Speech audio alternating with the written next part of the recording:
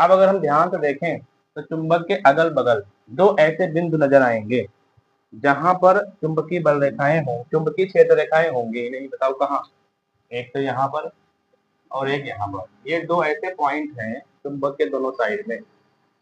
यहाँ पर कोई भी चुंबकीय क्षेत्र रेखा नजर नहीं आएगी। अच्छा क्यों नजर नहीं आएगी बताओ, क्यों नजर नहीं आएगी? बहुत आसान है समझना। जरा इसके इस तरफ देखो, इस तरफ चुंबकीय क्षेत्र की दिशा किधर है? नीचे की तरफ। और इसके जस्ट बाएं दाएं देखो, चुंबकीय क्षेत्र की दिशा किधर है? ऊपर की तरफ। तो यहाँ पर अगर कोई चुंबकीय क्षेत्र की दिशा होगी भी, या चुंबकीय क्षेत्र लाइन बनेगी भी, तो उसकी दिशा किधर होगी? ये वाला उसको एक दूसरे को कैंसिल नहीं कर देंगे। ये चुंबकीय क्षेत्र की दिशा इधर है और उसी बिंदु पर चुंबकीय क्षेत्र की दिशा इधर है, तो एक बिंदु पर दो दिशाएं संभव नहीं है। हाँ ये हो सकता है अगर दो दिशाएं हो भी सकती हैं चुंबकीय क्षेत्र की, अब मान अगर बराबर है तो दोनों एक दूसरे को कैंसिल कर देंगे, चुंबकीय क्षेत्र भी गायब हो जाएगा, है या नहीं?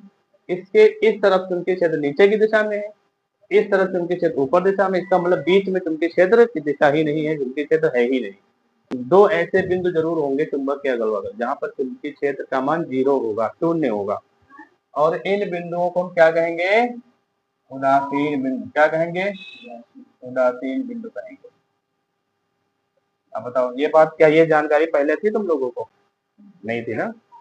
अब समझ में आया? ये है उदासीन बिंदु। अगर कोई तुमसे पूछे कि चुंबक के अगल बगल के उदासीन बिंदु कौन है और ये क्यों उत्पन्न होते हैं, बता दोगे? हैं? पृथ्वी के चुंबकीय क्षेत्र की वजह से ये बिंदु उदासीन हो जाते हैं। यहाँ पर कोई चुंबकीय क्षेत्र नहीं होता। समझ में आई?